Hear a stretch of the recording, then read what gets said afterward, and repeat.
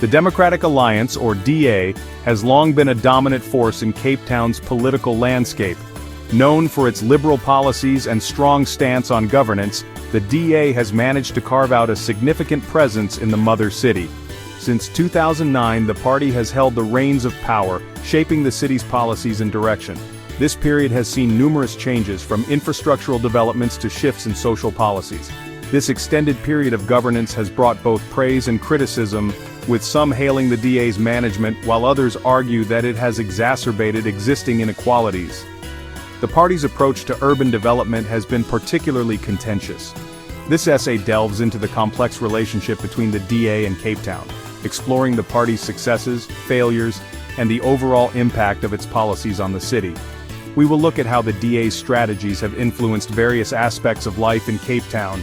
The DA's rise to prominence in Cape Town is intertwined with the city's unique history and demographics. The party's ability to navigate the city's diverse cultural landscape has been a key factor in its sustained influence.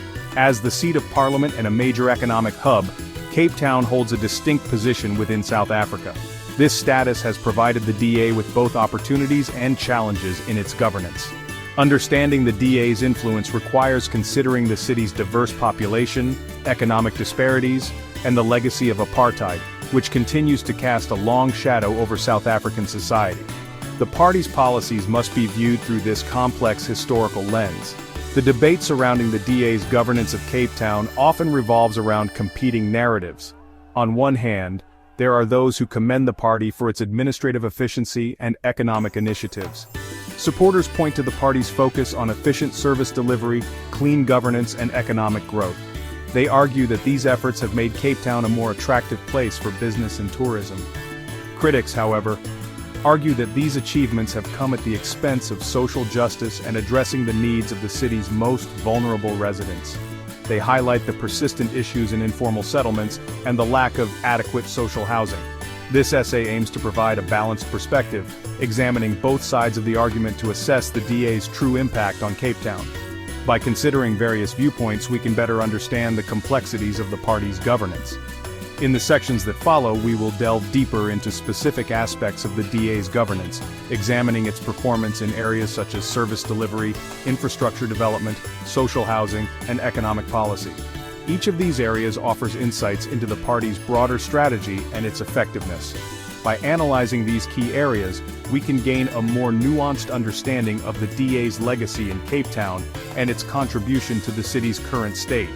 This comprehensive analysis will help us appreciate the multifaceted nature of the DA's impact on the mother city. The 2024 national elections marked a significant shift in South African politics, with the African National Congress, or ANC, losing its majority for the first time since the end of apartheid. This historic moment was a turning point, reflecting the evolving political landscape and the growing desire for change among South African voters. This seismic event led to the formation of a government of national unity, a 10-party coalition that includes the DA as a key player. The coalition brought together a diverse array of political ideologies and leaders, all united by a common goal of steering the country towards a new direction. The DA's entry into national government for the first time has inevitably raised questions about how this new role might impact its governance of Cape Town. As the party that has long been associated with the administration of Cape Town, the DA now faces the challenge of extending its influence and policies on a national scale. With the DA holding 6 ministries in the government of national unity, including crucial portfolios like finance and public works, the party now has greater influence over national policy decisions. This expanded role allows the DA to implement its vision for economic growth and infrastructure development across the country. This newfound power could potentially translate into increased resources and support for Cape Town, enabling the DA to advance its agenda more effectively. The party aims to leverage its national position to bring more investment and development projects to the city, enhancing its reputation as a model of good governance. However, it also presents new challenges as the party must now balance the interests of Cape Town with its responsibilities to the broader national agenda. The DA must navigate the complexities of coalition politics, ensuring that its commitments to Cape Town do not conflict with its national duties. The DA's involvement in the Government of National Unity has sparked debate within the party itself. Some members are concerned that the coalition might force the DA to make compromises that could dilute its core principles and values. Some members believe that participating in a coalition government will dilute the DA's principles and force it to compromise on its core values. They worry that the party's identity might be lost in the process of trying to accommodate the diverse views within the coalition. Others argue that it provides a valuable opportunity to influence national policy and bring about much-needed change across South Africa. They see the coalition as a platform for the DA to demonstrate its leadership and governance capabilities on a larger stage. This internal debate highlights the complexities of navigating the political landscape and the difficult choices facing the DA as it seeks to balance its local and national priorities. The party must carefully consider its strategies to ensure that it can fulfill its commitments without compromising its principles. The DA's performance in the Government of National Unity is being closely watched by both supporters and detractors.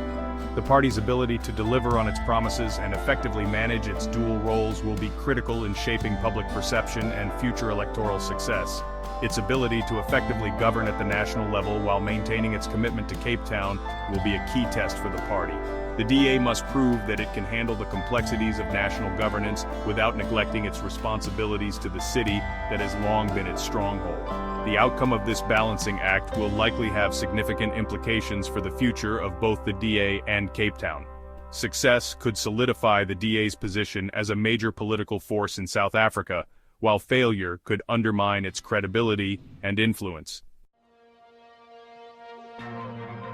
The formation of the Government of National Unity has ushered in an unprecedented era of coalition politics in South Africa. For the DA, navigating this new political landscape requires careful negotiation, compromise, and a willingness to work with former rivals. The success of the coalition and the DA's role within it hinges on finding common ground while staying true to its core principles. One of the most significant challenges facing the Government of National Unity is maintaining unity among its diverse members.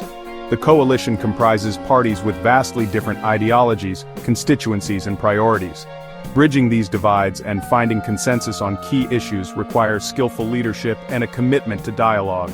The DA, with its experience in governing Cape Town through coalitions, is well positioned to play a constructive role in this regard. Despite the challenges, the Government of National Unity presents a unique opportunity for political parties to work together to address South Africa's pressing issues.